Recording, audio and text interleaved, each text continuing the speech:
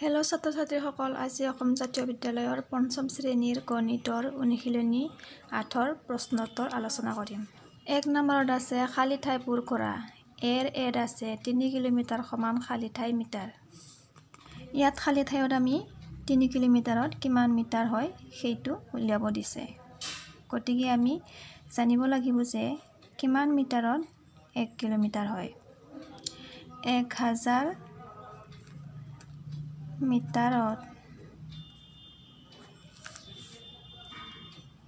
1 kilometre. আৰু kilometre একক আৰু মিটাৰ একক এই দুটা এককৰ ভিতৰত কিলোমিটাৰ এককটো হৈছে এটা ডাঙৰ একক। আৰু ডাঙৰ এককৰ পৰা সৰু এককলৈ নিবলৈ হ'লে সদায় পূৰণ কৰিব লাগিব। গতিকে আমি 3 কিলোমিটাৰক 1000ৰে পূৰণ কৰিব লাগিব। যিহেতু 1000 মিটাৰত 1 কিলোমিটাৰ হয়, সেইবাবে আমি 3 কিলোমিটাৰক 1000 মিটাৰেৰে 1000 সংখ্যাৰে পূৰণ কৰিব লাগিব। 1000ৰে পূৰণ কৰিলে হ'ব 3000 মিটাৰ। বি নম্বৰত আছে 7 মিটাৰ সমান খালী ঠাই চেণ্টিমিটাৰ। 7 মিটাৰত কিমান চেণ্টিমিটাৰ? চেণ্টিমিটাৰত 1 মিটাৰ। গতিকে 7ৰ লগত 100 পূৰণ কৰিলে হ'ব 700 চেণ্টিমিটাৰ। চি নম্বৰত আছে 5 ডেকামিটাৰ সমান খালী ঠাই ডেচিমিটাৰ। চি নম্বৰত আছে 5 ডেকামিটাৰ সমান খালী ঠাই ডেচিমিটাৰ। ইয়াতে 5 ডেকামিটাৰত কিমান ডেচিমিটাৰ হয় বুলি সুধিছে। আৰু আমি জানো যে 100 ডেচিমিটাৰত 1 মিটাৰ হয়। ডেচিমিটাৰ এককটো হৈছে ডেকামিটাৰ এককতকৈ সৰু। 100 ডেচিমিটাৰত 1 ডেকামিটাৰ হ'লে 5 ডেকামিটাৰত কিমান হ'ব? গতিকে আমি ডাঙৰ এককৰ পৰা সৰু এককলৈ নিবলৈ হ'লে সদায় পূৰণ কৰিব লাগে।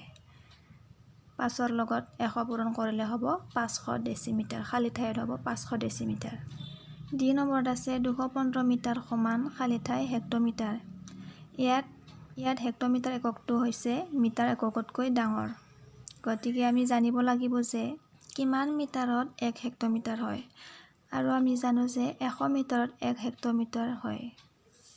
গতিকে আমি ইয়াতে দিয়া আছে, ইয়াত আমাক হেক্টমিটাৰ উলিয়াব দিছে। গতিকে সৰু এককৰ পৰা ডাঙৰ একক উলিয়াবৰ কাৰণে আমি হৰণ কৰিব লাগিব। 100ৰে 215 হৰণ কৰিলে হ'ব 2.15 হেক্টমিটাৰ। ইড আছে 770 মিলিমিটাৰ সমান খালী ঠাই মিটাৰ। ইয়াত আমাক 770 মিলিমিটাৰত কিমান মিটাৰ হয় বুলি সুধিছে। আৰু এই মিলিমিটাৰ এককটো হৈছে মিটাৰ এককতকৈ সৰু। গতিকে আমি সৰু এককৰ পৰা ডাঙৰ এককলৈ নিবলৈ হ'লে সদায় হৰণ কৰিব লাগিব। আৰু আমি জানিব লাগিব যে কিমান মিলিমিটাৰত 1 মিটাৰ হয়। আৰু আমি জানো যে 1000 মিটাৰত 1000 মিলিমিটাৰত 1 মিটাৰ হয়। সেইবাবে আমি 1000ৰে 770ক হৰণ কৰিব লাগিব। যিহেতু আমি ডাঙৰ একক মিটাৰলৈ নিব লাগিব, সেইকাৰণে হৰণ কৰিলে হৰণফল হ'ব 0.770 মিটাৰ। আৰু এফ নম্বৰত আছে 865 চেণ্টিমিটাৰ খালী ঠাই ডেকামিটাৰ। ইয়াত চেণ্টিমিটাৰ এককটো ডেকামিটাৰ এককতকৈ সৰু হয়। গতিকে আমি প্ৰথমে জানিব লাগিব যে কিমান চেণ্টিমিটাৰত 1 ডেকামিটাৰ হয়। আৰু আমি জানো যে 100 চেণ্টিমিটাৰত 1 ডেকামিটাৰ। গতিকে সৰু একক চেণ্টিমিটাৰৰ পৰা ডাঙৰ একক ডেকামিটাৰলৈ নিবলৈ হ'লে আমি হৰণ কৰিব লাগিব। 1000ৰে হৰণ কৰিলে হ'ব 0.865। খালী ঠাইত হ'ব 0.865 ডেকামিটাৰ। এড আছে 7000 গ্ৰাম সমান খালী ঠাই কিলোগ্ৰাম। ইয়াত আমাক 7000 গ্ৰামত কিমান কিলোগ্ৰাম হয় বুলি সুধিছে। আৰু এই গ্ৰাম এককটো হৈছে কিলোগ্ৰাম এককতকৈ সৰু একক। গতিকে আমি সৰু এককৰ পৰা ডাঙৰ এককলৈ নিবলৈ হ'লে সদায় হৰণ কৰিব লাগে। আৰু প্ৰথমতে আমি জানি ল'ব লাগিব যে কিমান গ্ৰামত 1 কিলোগ্ৰাম হয়। আৰু আমি জানো যে 1000 গ্ৰামত 1 কিলোগ্ৰাম। গতিকে 1000ৰে হৰণ কৰিলে হ'ব 7 কিলোগ্ৰাম। খালী ঠাইত হ'ব 7। বি নম্বৰত আছে 652 মিলিগ্ৰাম সমান খালী ঠাই চেণ্টিগ্ৰাম। ইয়াত আমাক মিলিগ্ৰামৰ পৰা চেণ্টিগ্ৰামলৈ নিব দিছে। মিলিগ্ৰাম এককটো হৈছে চেণ্টিগ্ৰামতকৈ সৰু।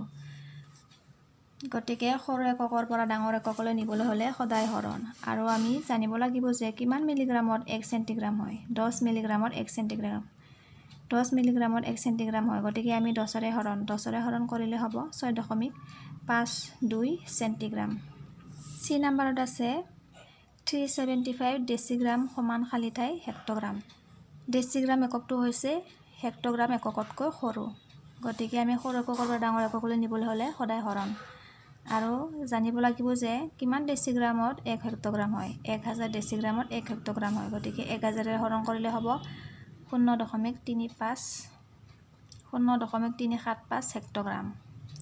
ডি নম্বৰত আছে 247 কিলোগ্ৰাম খালী ঠাই কুইণ্টেল। ইয়াত আমি কিলোগ্ৰামৰ পৰা ডাঙৰ একক কুইণ্টেললৈ নিব দিছে, গতিকে আমি জানিব লাগিব যে কিমান কিলোগ্ৰামত 1 কুইণ্টেল হয়।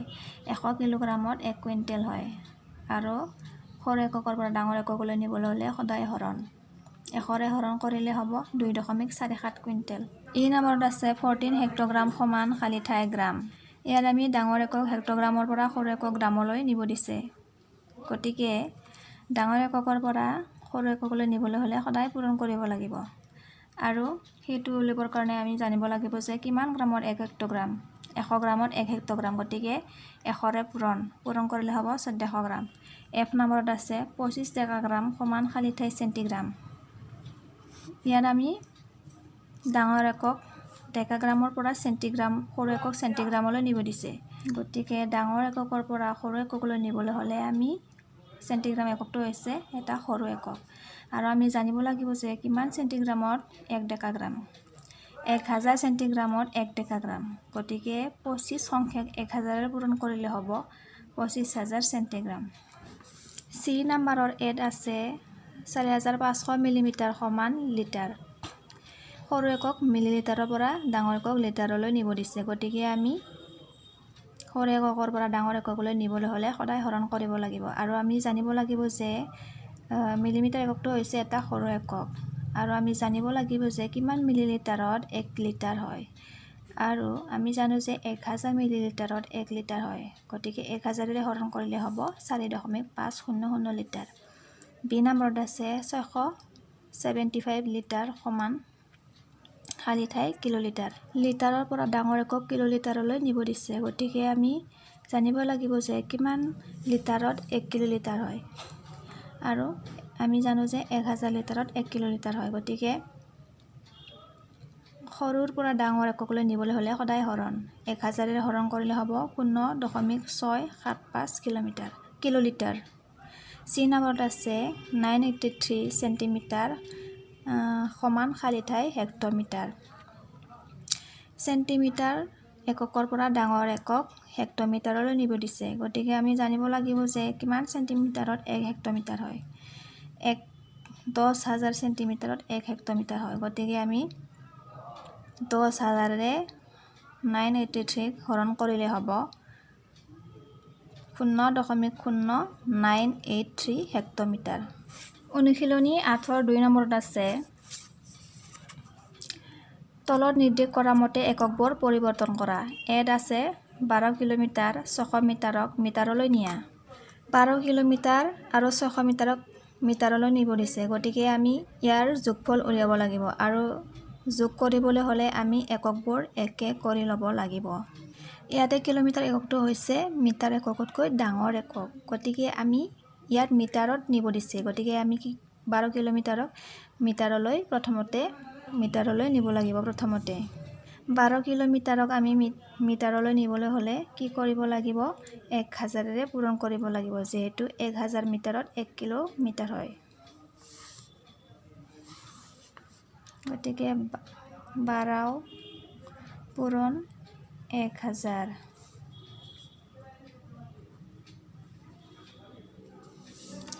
1000ৰে পূৰণ কৰাৰ লগে লগে আমি এককটো সলনি কৰিব লাগিব, মিটাৰ লিখিব লাগিব। মিটাৰ যোগ 600 মিটাৰ। 12 আৰু 1000 পূৰণ কৰিলে হ'ব 12000 যোগ 600 মিটাৰ।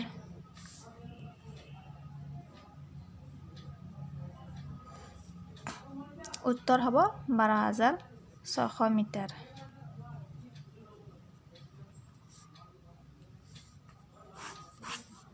বি নম্বৰত আছে 36 মিটাৰ আৰু 22 চেণ্টিমিটাৰক চেণ্টিমিটাৰত নিব দিছে। ইয়াত 36 মিটাৰ আৰু 22 চেণ্টিমিটাৰক চেণ্টিমিটাৰত নিবৰ কাৰণে আমি ইয়াৰ যোগফল উলিয়াব লাগিব। আৰু 37 আৰু 22ক যোগ কৰিবৰ কাৰণে আমি এককবোৰ একে কৰি ল'ব লাগিব।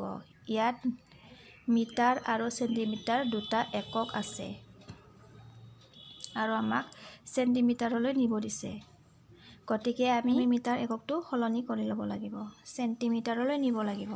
36 মিটাৰক আমি চেণ্টিমিটাৰলৈ নিবলৈ হ'লে আমি জানিব লাগিব যে কিমান চেণ্টিমিটাৰত 1 মিটাৰ হয়, আৰু আমি জানো যে 100 চেণ্টিমিটাৰত 1 মিটাৰ হয়। গতিকে আমি ডাঙৰ এককৰ পৰা সৰু এককলৈ নিবলৈ হ'লে পূৰণ কৰিব লাগিব। 37 সংখ্যাক 100ৰে পূৰণ কৰাৰ লগে লগে আমি এককটো লিখিব লাগিব চেণ্টিমিটাৰ। চেণ্টিমিটাৰ যোগ 22 চেণ্টিমিটাৰ।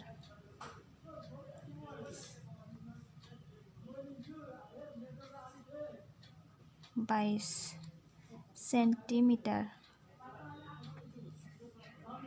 উত্তৰ